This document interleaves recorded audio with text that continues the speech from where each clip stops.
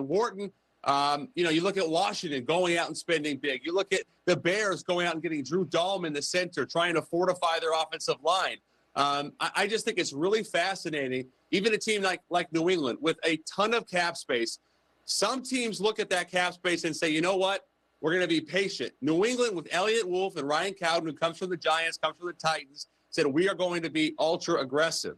And I think that's probably the biggest surprise. I didn't necessarily anticipate all three of them going out really heavy. Also, you talked about the quarterbacks. Daniel Jones goes to the Colts. We're still waiting on Russell Wilson. We're still waiting on Rodgers. But I think Justin Fields, that was a big one because the Jets now have a guy that they believe is going to move the needle in a much different way than Aaron Rodgers did. Why? Because Justin Fields can move the pocket. When I spoke with the Jets as they were exploring the Justin Fields possibility, that's what they kept bringing up. The leadership, yes. The age, yes. He's obviously not hyper expensive, but the fact that he can manipulate the pocket, move it, it gives them the type of athleticism that obviously they didn't have with Aaron last year. So I was surprised, being from the Northwest, everybody freaked out when the Seahawks moved off Geno Smith. And my takeaway is, let's slow down here. Sam Darnold's like 6 or 7 years younger. The contract is very team-friendly in Seattle with Sam Darnold. He's coming off a very good year. I think Darnold is an upgrade. If nothing else, he's just a younger, more mobile athlete than Geno Smith. What did the Darnold contract tell you about Darnold, the Seahawks, going forward?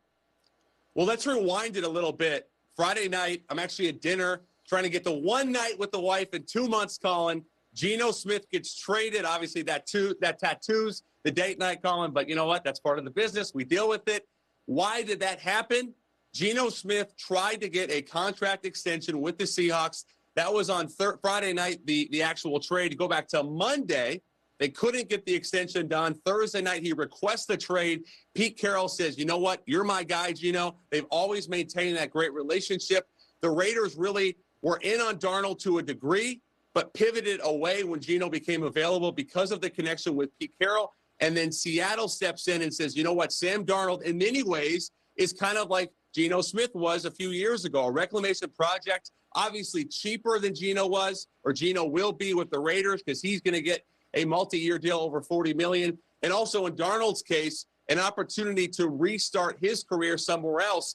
You talk about Minnesota last year, all the success he had with Kevin O'Connell. Seattle is really hoping that he can now lead that new offense. Obviously, no DK Metcalf, no Tyler Lockett, but you have Jackson Smith and Jigba. They're going to build around him and Kenneth Walker. And then Darnold's a guy that they actually think, as it's been told to me, as good as he was last year, his best football is still ahead of him. You know, the Brock Purdy stuff is interesting. So, you know, this was the Niners division years ago, and then the Rams started hitting on their draft picks. The Rams are very tough negotiators. They told Matt Stafford, that's the number. See ya. Cooper Kupp, we're moving off. So the Rams, meanwhile, the Niners got very loose. They started paying Debo and Brandon Ayuk. Well, word comes out because they wanted it out. Those days are over. We're moving off, guys. Negotiations are going to be much more firm. So I believe the Rams over the last 2 years have moved past San Francisco. They've drafted better, and they've been tougher on negotiations. And I think all this is a signal to Brock Purdy. We watch what the Rams are paying Stafford. You think you're getting 50 large, double Matt. You're not going to get – we're not paying you double Matt Stafford. What do you think the Brock Purdy number looks like and the deal looks like? Yeah, I don't think Brock Purdy is going to get what maybe he anticipated. And I agree with you on the Rams being smart and shrewd. And I like the move, going out and getting Devontae Adams. I love that move. But in terms of Purdy, Purdy's not going to get the 50, 55, 60 that he thought. Not after the year he just had. And I think the Niners really saw what life was like for Brock Purdy when he didn't have the full arsenal. You know, Brandon Ayuk's not healthy. Debo didn't have the best year. McCaffrey's not healthy. They looked at Brock Purdy and they said, look, you're our guy, but you're not our guy at $50 million. You're not our guy at 55. I'm not even sure he gets to 48, 49. I think the right number for Brock Purdy is right in the mid-40s. That's the number that gives you enough roster flexibility. This is a negotiation that's going to take some time because both sides, I think, right now are pretty far apart. The question becomes, Colin, does Brock Purdy take a hometown discount and allow the Niners to have more flexibility elsewhere? I'm not sure he's going to do that, but I also know definitively he's not going to get the 50-plus that maybe he would have a year ago. Aaron Rodgers, it looks like he's been reduced to the last guy getting picked in a pickup game. Everybody signed a deal. Every quarterback's got a spot except Aaron. Can you give us an update on that? So, Aaron and Russell Wilson are the two veteran quarterbacks left that we're really looking at, right? And in terms of Aaron, he has to make a decision on what type of franchise, what type of structure he wants. It comes down to Pittsburgh and New York. Now, as it's been told to me, both teams have had active talks with him, but nothing is necessarily imminent. I look at Aaron Rodgers, and I think the absolute best scenario for him is the Pittsburgh Steelers. The reason being is they have Pickens, they have Metcalf, they have a committed coach that's going to harness him. And I look at the Giants and I say that's the absolute worst case for Aaron Rodgers. They don't have enough weapons. They don't have an offensive line other than Andrew Thomas. And they don't have a culture that's predicated on winning, with all due respect to Brian Daboll and Joe Shane. So I think right now, I would say the leader, I'm not saying it's going to happen, but the leader to me is the Pittsburgh Steelers. They give him the best opportunity to have the most amount of success. And in terms of the market for Aaron Rodgers, he has a market. It's not robust. But if I'm him, I'm taking the job before Russell Wilson says, you know what, that's what I want. It's interesting. Generally, the coach gets power over a GM. Like McVay's got ultimate say, or Sean Payton in Denver and Los Angeles, because the coach generally makes 2 to 3 times what the GM does.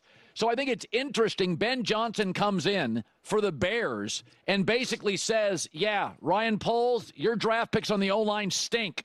I'm going to go pay guard, center, guard. I love the moves by the Bears, but you know what it tells me, Jordan? Ben Johnson now is running the organization, and I don't think that's a bad thing. Colin, you hit the nail on the head, my man.